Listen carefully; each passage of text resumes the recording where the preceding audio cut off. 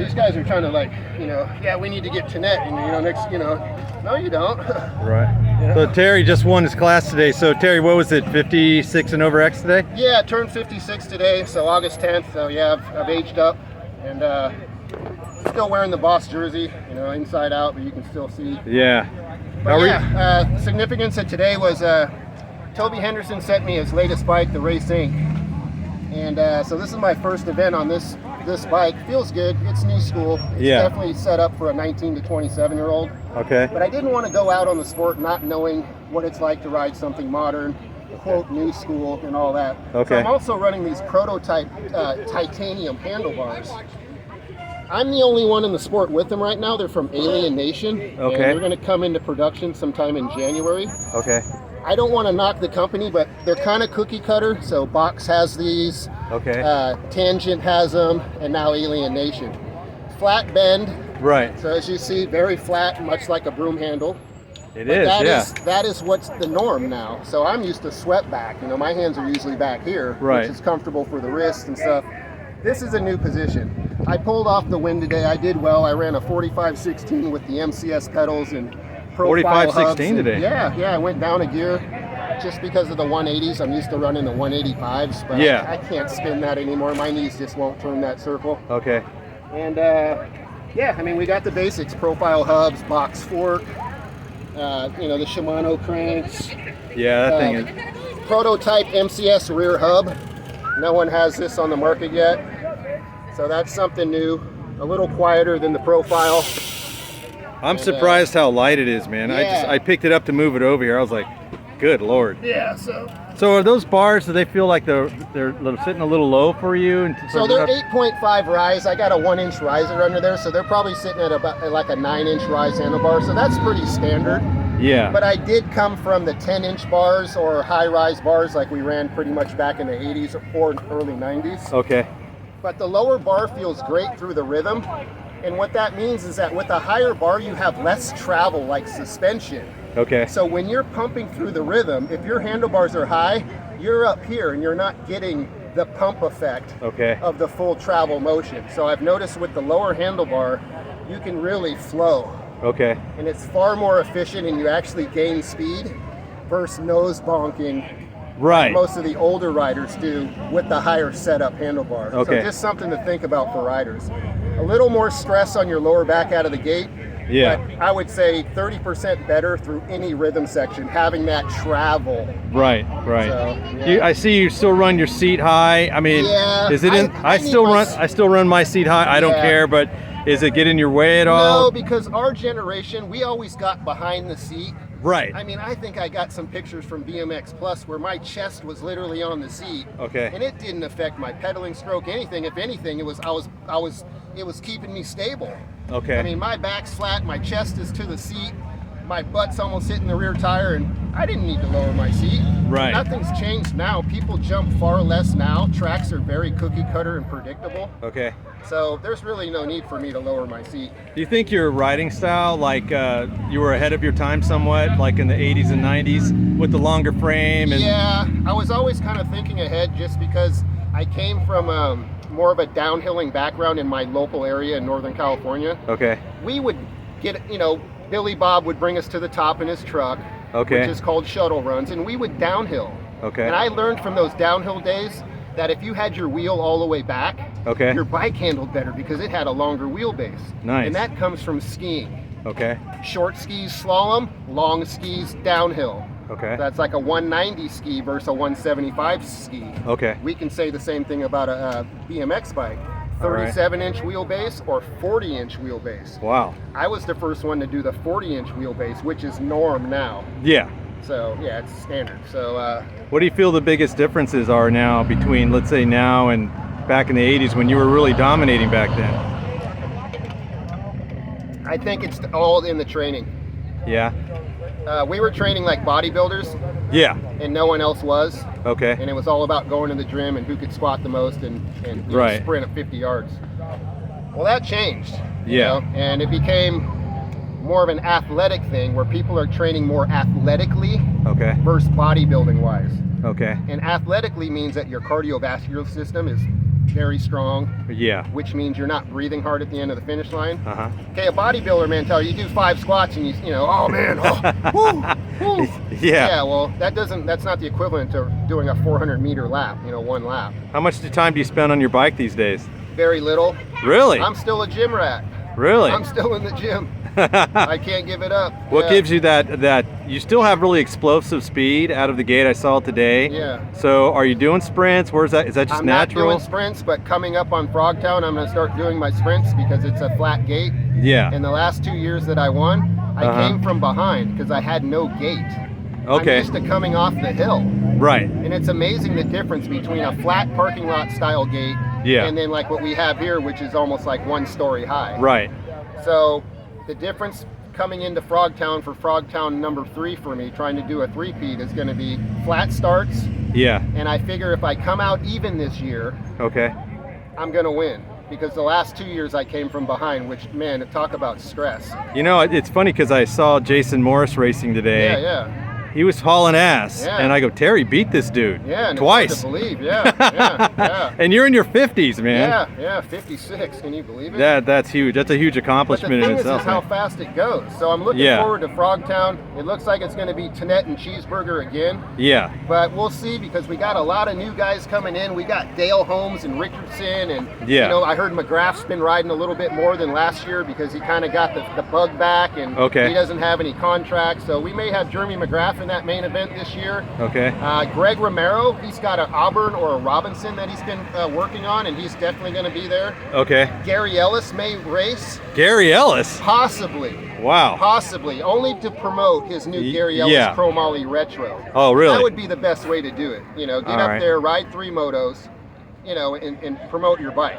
You know, instead of being the tent guy. So we'll see where it goes with that. How much gas you got left in the tank, man? How long do you think you can do this? After this Frogtown, I'm going to retire. Really? I'm going to be the official gate starter, No. Yeah, I want to enjoy the event. So I haven't been able to enjoy the event because I'm kind of a stressor and very mental in my approach. Right. So I tend to withdraw and be very introverted at those type of events. You know, because I'm there to win. What do you think about Dirty Fest? There's a lot of talk about come to Dirty Fest, come to Southern California. You know, there's a lot of talk about you going up there against those guys. How do you feel about that? I'll make my way up there. I mean, that could definitely happen next year. Now that they've moved the date later, I felt that this year was too early. I mean, it was like, you know, I mean, everyone's, you know, kids are in school, it's busy, it's tax season, it's blah, blah, blah. And, you know, it's like, let's make it a summer festival.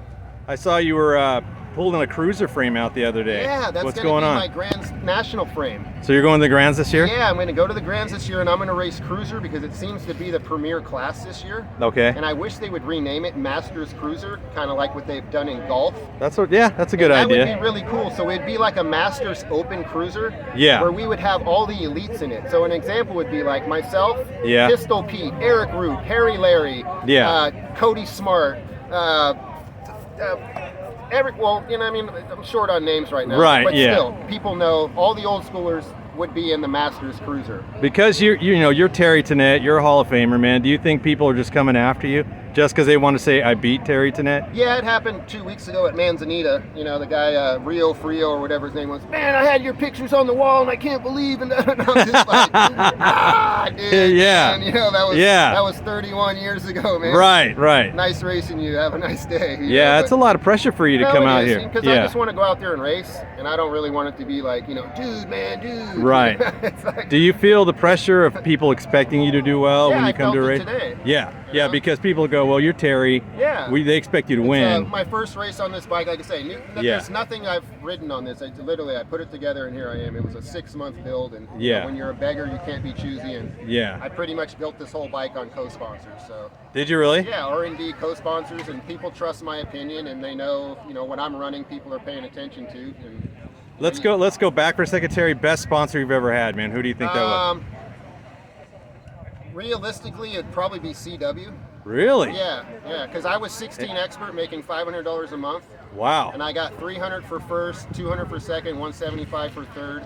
All expenses were paid, you know, once again, along with 500 a month or whatever. Yeah, it was 500 a month. And you were how old again? I was 16 expert. 16X? And my choices back then was I was going to get on Skyway. Okay. And that Eddie Sigmund's dad was a team manager at the time, but they were switching team managements. Okay. And my dad was in with Mr. Sigmund, and then he was no longer the manager, so we got a hold of Roger Worsham at CW. Okay. And he cut my dad a deal. Remember, I'm a kid. I'm not cutting any deals. Yeah, yeah. So my dad got me $500 a month and $300 for a first place win. Oh, nice. And then, like I say, all expenses are paid. You're staying at the Ramada. We're going to Memphis, Tennessee. We're traveling everywhere. And that year, I got the cover of B-Cross, the French magazine. Okay. And that's displayed on my garage wall. Every once in a while I post it. So it was a great era. And I think CW financially at the time, there was many other companies, Hutch, everyone was getting paid. And we spoke about that earlier. We were talking about how we would like to know, almost like put it out there as a trivia question, what was the last era that amateurs got paid? And my answer would be 1999, when GT fell off the map. Okay. And then everyone kind of fell in tow. You know, Redline didn't have a team anymore. Yeah. Everyone kind of bailed out. Right. So I would say 1999, amateurs stopped getting paid, but other people would know, and it'd probably have to come from a GT rider, much like Greg Romero or Donnie Robinson, who would have been of that age, you know, before turning pro. It's like, hey, what were you guys getting as amateurs? How much? We also got $45 a day for food. Did you really? Yeah. That's a good stipend for food. What I mean, yeah. And so it's just like everything was covered. You didn't have to do anything. If anything, we came home with money. You know? What do you think that you were controversial when you were younger, so that kept you away from the bigger rides, or? Well. You were on GT. Yeah, you the hit whole some GT thing was simple. You know, I brought a big bag of weed on tour. Gary Ellis and Greg Hill found it in the motorhome, and I was done. Yeah, it's kind of silly. That's the long of the short. There's so much more. I could go on for hours. Yeah. The point was, those guys had a problem with me. Yeah. And they still today don't admit it, but they couldn't stand Mr. T. I was this NorCal pot-smoking punk, you know, and I bring this big old bag of weed, and what they didn't realize is that I was selling weed to all the pros. Oh my God. Except those guys. Wow. And I think they knew it. Yeah. And Ronnie Anderson had a party that night. We were there, and I was selling weed to all the pros, and everyone was there. Kevin Hall was hiding underneath the table when Gary Ellis and Greg Hill knocked on the door. Holy crap. Someone told them where the party was. We were at the Ramada or something. They were staying at the Hilton. So they showed up unannounced. Everyone's hiding under the table. Basically, LA's here. Yeah. You know, the LA cops, LAPD's here. Right. And Ronnie's like, fuck you, we're not letting you guys in, blah, blah, blah, blah, blah. Oh, wow. And then so this is a Sunday night after the races. We're all celebrating. Yeah. That Thursday, I got sent home for providing basically the party with the marijuana. Oh, wow, really? Yeah. So, and then, you know, a million years later, not that it makes it right. Now it's legal, and, you know, I don't even smoke anymore. I'm drinking 211 beers. Might be my new sponsor. Can you see? You know, that keg of beer I got going. Any riders in your time were intimidating to you at all, or did you feel like everyone? Everyone. Yeah, I kind of take on that quote of Mike Tyson. When I got on the gate, I felt like everyone was going to kick my ass. Really? And the way you don't get your ass kicked is to get out front and just fucking go.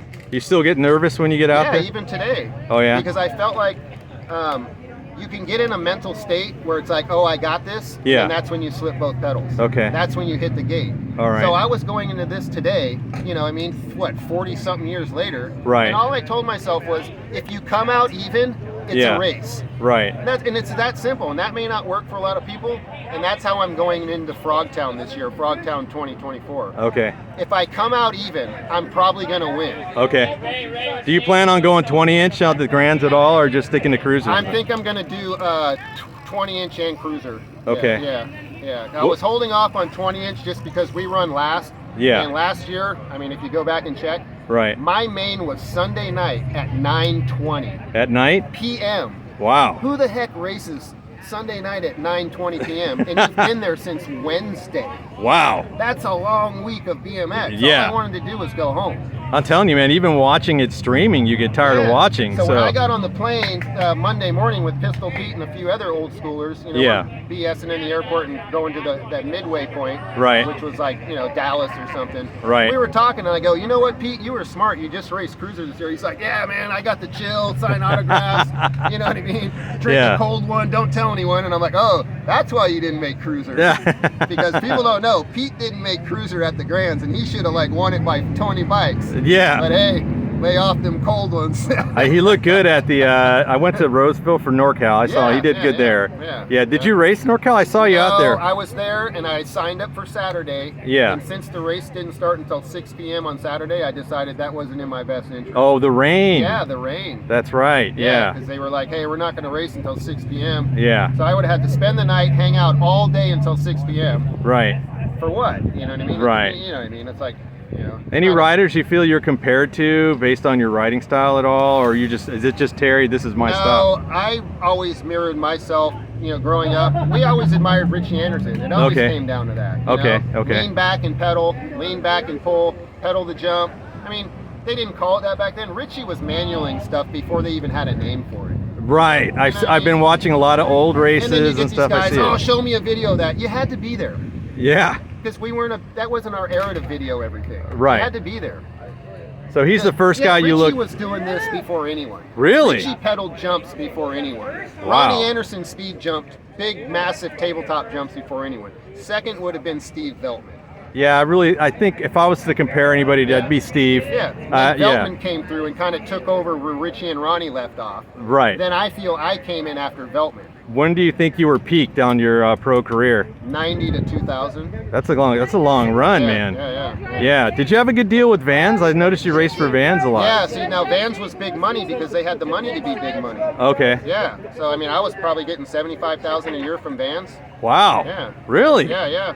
And I didn't think that was mainstream. That's good and they money. have what's called photo contingency. So we ran ads. So a full page ad was $1,000 or picture, half page 500, and then anything else was like 350. Yeah. Have you ever cataloged all the magazines you've been in? Yeah, I have over 250 magazine pictures on my garage wall, which I'm going to start going through. Are you kidding me? Yeah, because it's a collage right now, but until I've realized now that I'm, quote, of age, I can't go back and do that. Yeah. So the point is I want to do kind of like what you're doing is you're right. Each week go up there, pick a picture, maybe even pull it off the wall for the significance and go, hey, this was Memphis, Tennessee, right, 1993, and this is what I remember about that event. That would be amazing. And I think that's going to be a great YouTube page for me in the future. I would definitely suggest that. And a great winter project, because if I just take snapshots and video, oh, look how cool my garage is. Right. What's the significance of the photos? Yes, exactly. I want the backstory, dude. Yeah. That's great. You're all tucked over that one jump, but they didn't know that was Cowtown, Texas. Yeah. That was Todd Slavik's local track. Wow. They didn't know that the week before that I had won Gillies and made $6,800. Wow. I tripled. I beat Richie, Ronnie, Pete, Ellis, everybody. Wow. I tripled, pro triple. That you can't even do that anymore. Why? Because there's no pro cruiser. Right. So I won class, cruiser, and open. What was your biggest pro payout? Was that the biggest one? No, I won the Murray World Cup, one of the last ones. Oh, you did? Yeah, I won it 1 year as an amateur, 17 to 21. Yeah. And then the next year I turned pro, got Racer of the Year, and I won it, and that was 30 grand. Holy shit! In one race? Yeah, it's 30 grand. Murray World Cup was 30,000. Oh my god! The only other ones was Pistol Pete, Ronnie, and Brent or Brian Patterson. Really? I'm not sure which one got it. That's awesome, man. And then they discontinued it, and after that it was back to like it was still good money, but it was more like $5 grand. Yeah. So you've been all over the U.S. I'm assuming you've been every track you could think of all over the U.S. Have you ever gone overseas at all? Not like I wanted to, because my era going overseas didn't really mean much. Yeah. And what people didn't understand is that Pete had the international contract and I was the domestic guy. Okay. And even on the level of ABA and MBL, people go, hey, we didn't see you do much in ABA. Yeah. Well, back in the day, the sport was big enough. There was a GT NBL team, East Coast, and a GT West Coast. There was a CW East Coast, and a CW West Coast. I was CW West Coast, and a guy named Jarrett Justice was CW East Coast, just as an example. That's awesome. And he was from New Jersey, see what I mean? Yeah. And Hutch had an East and West Coast team. Most of the major manufacturers did, Diamondback, everyone. Yeah. So to move forward, I was the East Coast guy, even though I lived on the West Coast by choice. I like the East Coast MBL tracks way better than any barnyard ABA rodeo, Pico Rivera, Bakersfield, Dust Bowl track. What was the feeling the first time you got on the gate with, like, let's say Greg Hill, Stu Thompson? I mean, the biggest, the legends of the sport before you. All I wanted to do was beat those guys after what happened on GT. Yeah. So it was a weird thing, but that was just being young and immature too. Okay. You know what I mean? I was like, oh, those guys snitched on me. They searched my bag. They stole my weed. Yeah. They're gonna never beat me. And that was my attitude, and I got 3 number 1s out of that. Oh wow. So to answer your question, when I got on the gate, right, they weren't beating me, dude. Those guys knew it. Greg Hill had a story where he finished behind me and Cecil at one race, and supposedly we looked back on him. He was like, "Hey man, I hope those guys don't take me out in the parking lot." Yeah. You know? Because it's not that we had attitude. It's just like we were like, screw those guys. You're not winning, dude. Yeah. We're NorCal. Wow. We put in just as much work as you, and you're not winning. Yeah, it was like, for a guy like me, you know, I was just a local racer, never a national rider, and I would see somebody like you and Charles and Cecil, and you guys are NorCal guys. Yeah. And you're doing it at the highest level. We learned it from Frank Post, the attitude. Did you really? Yeah. I mean, Frank taught me a lot of stuff, just mentally, in terms of like, don't take that shit from them. Give them the boot, you know. And, you know, Frank was all about like, hey, if you can't win, take them out. You know? Yeah. And so we came from that, you know. Yeah. And it's just, you know, nowadays, you know, obviously, no one cuts over, you know, no one bumps, no one does anything. When you replay the video when it's posted of my race today, you'll notice, even as the younger amateur, dude, I jumped the whole track. Right.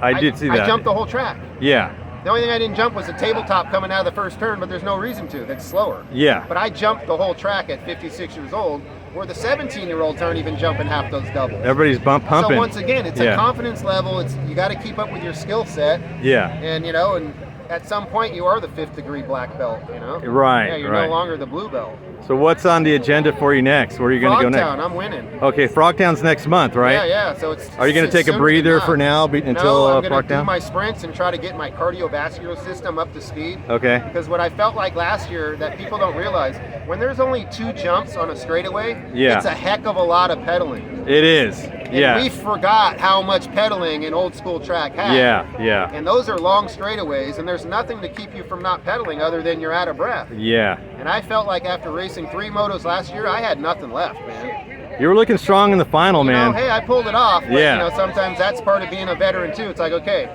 you know, it's all mental now. Yeah. I know my body can do it, but I just got to get my head tuned to do it. And then sure enough, I hit the gate being next to Richardson. Yeah. When you watch the video in slow motion, I'm in 6th place. Right. And I had to make some shit happen, and I went into oh shit mode and made it happen. But it's just, God, man, to try to do that a 3rd year, I'm not looking forward to that. So to conclude the video, if I come out even at Frogtown, I'm winning.